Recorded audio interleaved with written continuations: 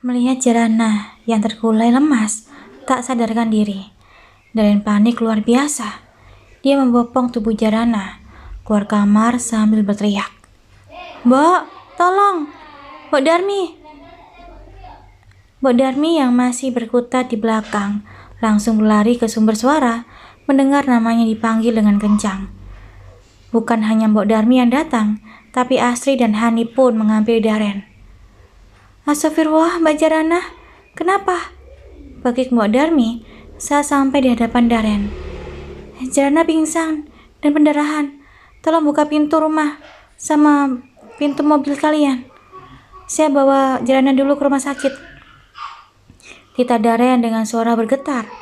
Dia benar-benar takut terjadi sesuatu yang buruk pada Jarana dan bayinya. Mbok Darmi menurut. Ia segera membuka pintu depan dan berjalan cepat untuk membukakan pintu mobil. Daren pun segera melanjutkan langkahnya dan langsung masuk ke dalam mobil setelah membaringkan Jarana di jok belakang. Mas, aku ikut. Rekek Hani yang mengikutinya dari belakang. Kamu di rumah saja, jawab Daren sambil menutup pintu mobilnya dan segera menancap gas dengan kecepatan tinggi. Sepanjang perjalanan, Daren terus memanjatkan doa agar Jarana dan bayinya baik-baik saja. Sementara di rumah, Hani yang baru masuk ke dalam, menyusul Astri dan Mbok Darmi yang sudah masuk lebih dulu. Tersenyum dengan begitu bahagianya. Hatinya senang luar biasa. Dia masuk dalam kamar dan dengan bibir yang tak hentinya mengembangkan senyuman. Akhirnya aku berhasil membuat wanita itu kehilangan bayinya. Kita lihat, pelan-pelan wanita itu pun akan depresi dan gila. Hahaha. Hani tertawa sendirian. Di luar kamar, Mbok Darmi dan Astri ikut cemas dan khawatir pada kondisi Jarana. Mbak Jara kira-kira kenapa ya? Tanya Astri yang penasaran. Mbok juga nggak tahu.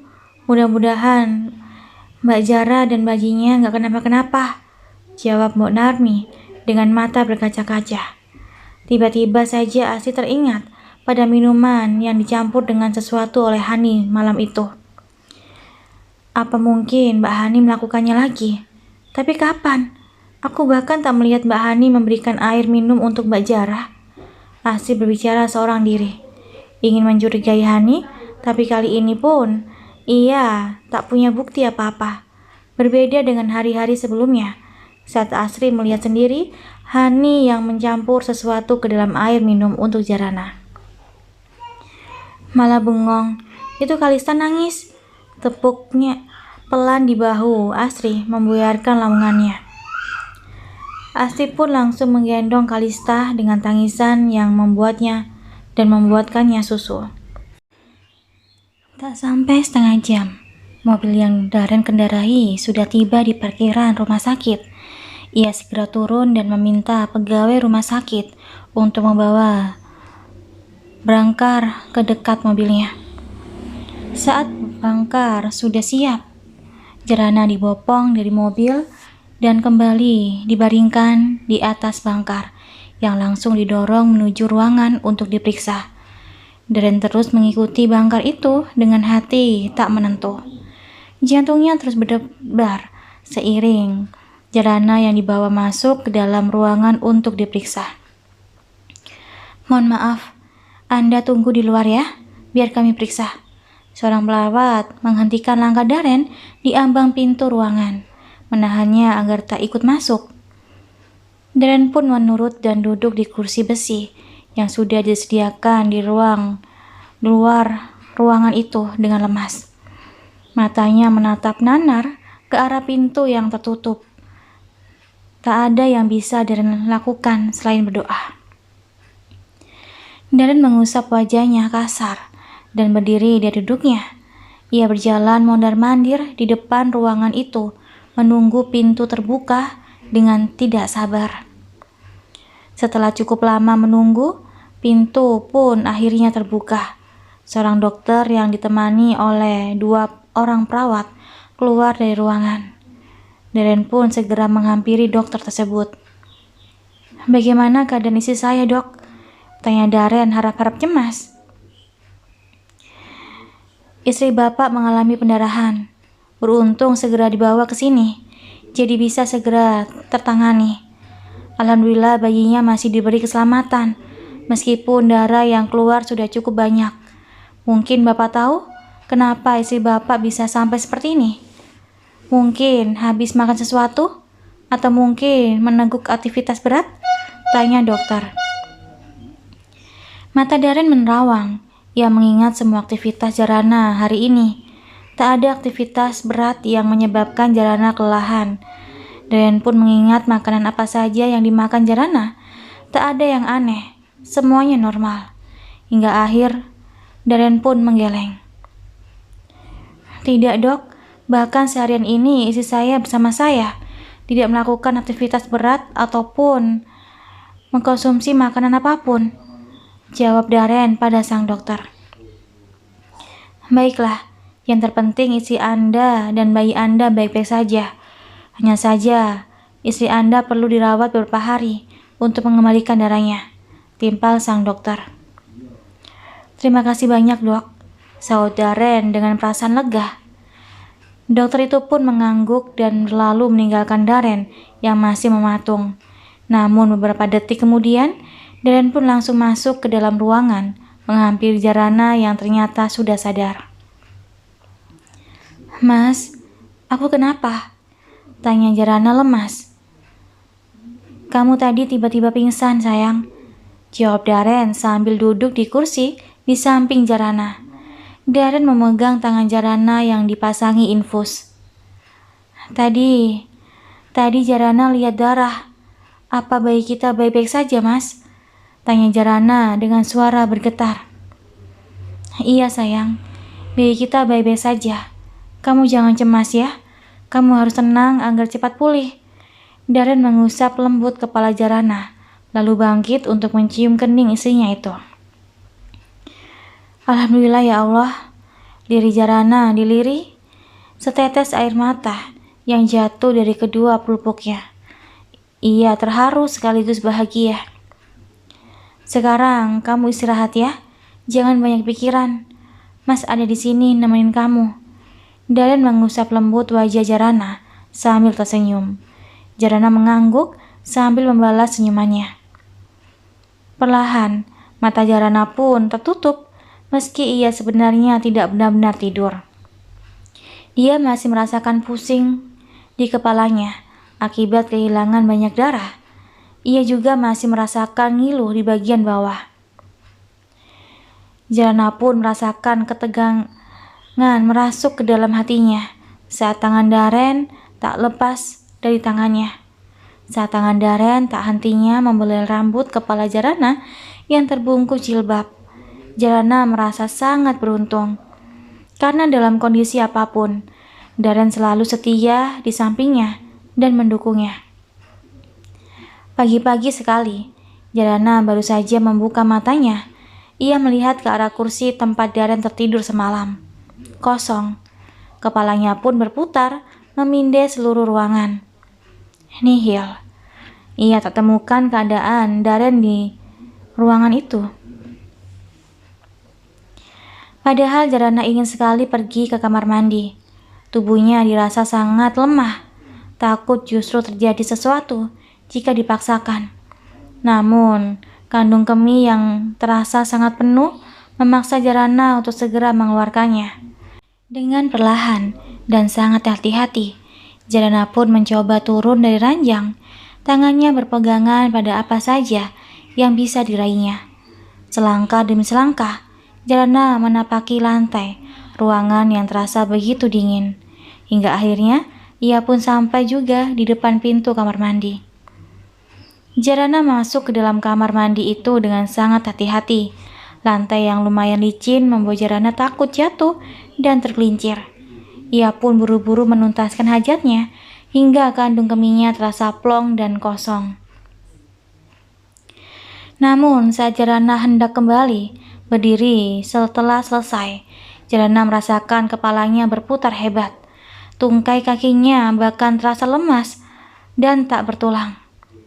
Sementara Daren baru saja pulang dari masjid untuk melaksanakan sholat subuh, memindai seluruh ruangan mencari keberadaan Jarana. Sayang, sayang, kamu di mana? Teriak Daren. Mata Daren pun akhirnya tertuju pada pintu kamar mandi yang tertutup. Sayang, kamu di dalam. Daren menggedor pelan pintu kamar mandi itu. Tak ada sahutan. Jantung Daren pun mulai berdebar kencang. Takut sesuatu yang terburuk terjadi pada istrinya di dalam sana. Sayang, buka pintunya. Daren masih mengetuk-ngetuk pintu, serta berusaha membuka handle pintu kamar mandi yang tertutup itu. Berharap Jarana tidak menguncinya dari dalam. Namun nihil, pintu itu terkunci.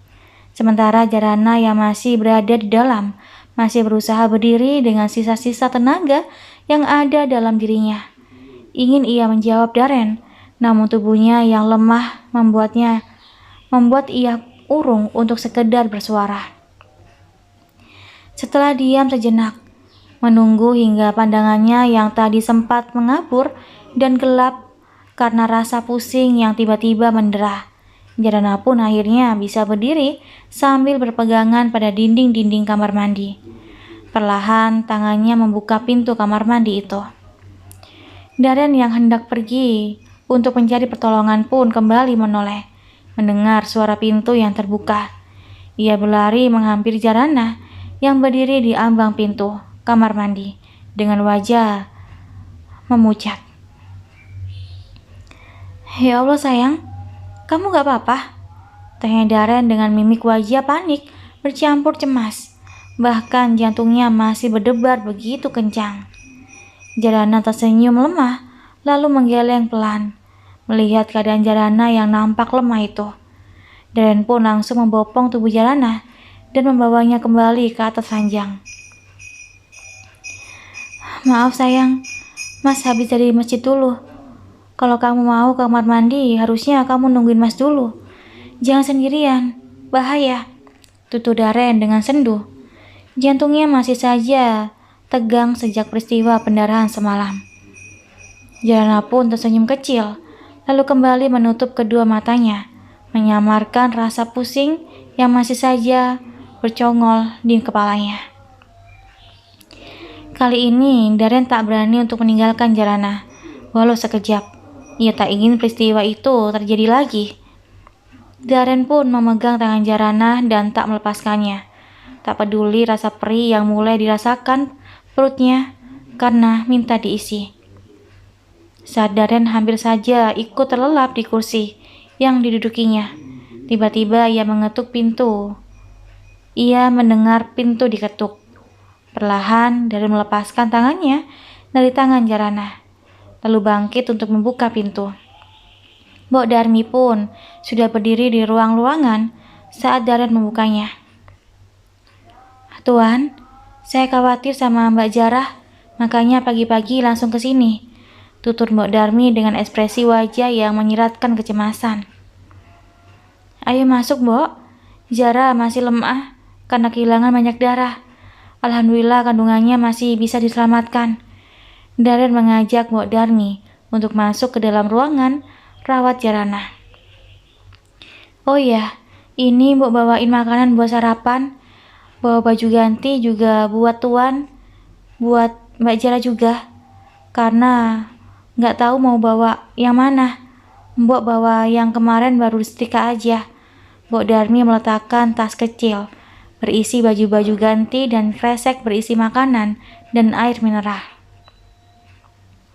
Masya Allah, terima kasih banyak ya Mbok. Saya memang membutuhkan ini semua.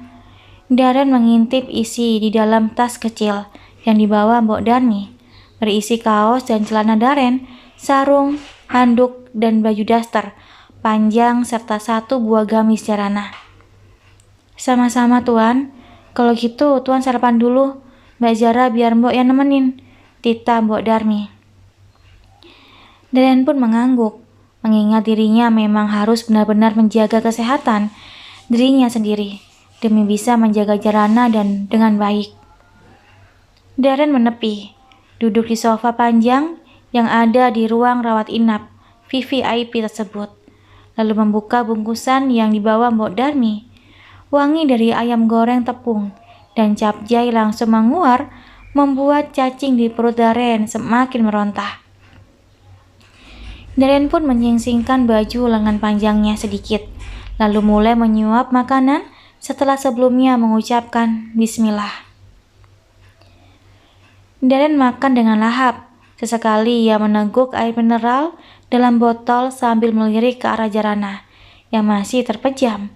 Hatinya mencelos hingga gerakan tangannya yang hendak kembali menyuap, mengembangkan di udara. Melihat istri yang begitu disayanginya terbaring lemas tak berdaya, membuat Daren merasa terpuruk. Namun lagi-lagi dia berusaha menguatkan dirinya sendiri. Kalau bukan dia, siapa lagi yang akan menyemangati Jarana? Daren pun kembali menutup rantang berisi makanan yang masih cukup banyak itu. Biarlah nanti ia lanjutkan kembali makannya, pikirnya. Daren kembali berdiri dan berjalan menghampiri ranjang Jarana. Mbok Darmi yang dari tadi hanya duduk sambil menatap nanar ke arah Jarana yang terbaring, langsung berdiri dari duduknya saat melihat Daren sudah ada di dekatnya. "Nggak apa-apa, Mbok, duduk aja," cegah Daren hingga Mbok Darmi pun kembali duduk. Jarana yang mendengar adanya suara perbincangan membuka matanya pelan. Bibirnya langsung tersenyum saat melihat Mbok Darmi ada di sampingnya. "Selamat pagi," seorang dokter yang diikuti seorang perawat masuk ke dalam ruangan.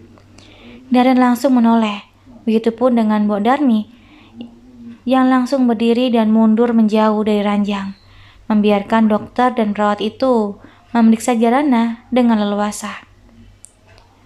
"Nanti kita lakukan USG lagi ya, untuk melihat perkembangan bayinya," tutur dokter wanita tersebut. "Oh ya, jangan lupa ibunya disuapi makanan biar ada tenaga," lanjut sang dokter. Sang dokter dan perawat sudah keluar. Seorang wanita parubaya yang sepertinya pelayan di rumah sakit itu datang membawakan sarapan untuk Jarana dan meletakkannya di atas meja kecil. "Terima kasih," ucap Daren sambil tersenyum pada orang tersebut. Daren pun langsung duduk dan menghampiri bubur dalam mangkok itu. "Makan dulu sayang, biar kamu cepat pulih. Nanti kita bisa cepat-cepat pulang," tutur Daren sambil menyendokkan bubur itu, meniupnya sebentar, lalu mendekatkan sendok itu ke bibir Jarana. Jarana membuka mulutnya perlahan, lalu memakan bubur itu melalui tangan suaminya. Jarana melahap bubur itu dengan mata berkaca-kaca dan tenggorokan tercekat. Ia begitu bahagia, sekaligus terharu dengan perhatian dan ketelatenan Daren dalam merawatnya. "Tuan, kalau begitu Mbok pulang dulu ya. Kalau perlu apa-apa, Tuan telepon aja ke rumah. Nanti Mbok anterin ke sini. Semoga Mbak Jara cepat pulih dan cepat pulang ke rumah," tutur Mbok Darmi yang merasa sungkan berada di antara pasangan suami istri itu. "Mari Mbak Jara, Mbok pulang dulu." Mbok Darmi bergantian menatap Jarana yang masih terlihat lesu. "Terima kasih ya Mbok," timpal Daren. Mbok Darmi pun berbalik dan berjalan keluar ruangan. Sementara Daren melanjutkan menyuapi Jarana, meski istrinya itu terlihat sudah ogah-ogahan untuk menguap. "Sudah ya Mas, Jara kenyang." Jarana sedikit mendorong sendoknya yang diulurkan Daren padanya. "Ya sudah, nanti dilanjutkan lagi makannya. Sekarang minum obat dulu ya. Kata dokter sebentar lagi mau di USG ulang," timpal Daren sambil mengambil obat dari atas nampan yang memberinya pada Jara. Jarana meneguk lalu menegakkan obat itu. Jumlahnya lebih dari 2 biji itu. Dilanjutkan dengan meminum air putih yang disodorkan Daren. "Makasih ya Mas." Akhirnya suara Jarana kembali terdengar meski masih pelan. Sama-sama sayang, cepat pulih ya. Mas sayang sama kamu, sama bayi kita. Darren mengelus perut jerata Jarana, lalu menciumnya. Jarana pun mengelus rambut lembut suaminya itu. Jarana, kangen sama Kalista mas. Lagi apa ya dia? Mata Jarana menerawang, membayangkan wajah cantik dan lucu Kalista yang menggemaskan. Palingan lagi main ditemani Astri atau lagi makan. Dia kan sekarang doyan banget makan, kata kamu, timpal Darren. Iya, sepertinya pasti belepotan. Jarana tersenyum membayangkan bibir Kalista yang belepotan oleh bubur bayi. Sabar ya, nanti kalau sudah sembuh, main lagi sama Kalista. Yang penting kamu pulih dulu. Bayi kita juga baik-baik saja, sehat sampai waktunya lahiran nanti. Darren membelai wajah pucat Jarana. Tak berselang lama, datang seorang perawat yang mengajak Jarana untuk melakukan USG lagi, mengecek keadaan kandungan dan bayi di dalamnya. Jarana didorong di kursi roda oleh Darren mengikuti langkah perawat yang ada di depannya. Masuk ke dalam ruangan, Jarana langsung kembali berbaring. Dokter wanita yang tadi memeriksanya pun bersiap untuk melakukan USG pada perut Jarana yang bajunya sudah disingkap sampai ke bawah dada. Dengan mata yang fokus, dokter tersebut memperhatikan monitor layar USG yang ada di hadapannya. Ini bayinya pak, alhamdulillah masih sehat. Usianya sudah 13 minggu. Bentar lagi memasuki trimester kedua. Dokter itu menjelaskan, agar kondisi ibunya lebih cepat pulih, mungkin masih harus dirawat sampai besok atau lusa. Takutnya terjadi pendarahan lagi jika belum benar-benar pulih, tapi sudah pulang dan tidak terkontrol. Lanjut dokter, berkaca mata itu. Darren mengangguk mengerti. Kemudian mereka pun diminta kembali ke ruang kamar inap. Saat masuk ke dalam ruangan, Darren dan Jarana dikejutkan dengan kehadiran seseorang yang sudah duduk di dalam ruangan tersebut.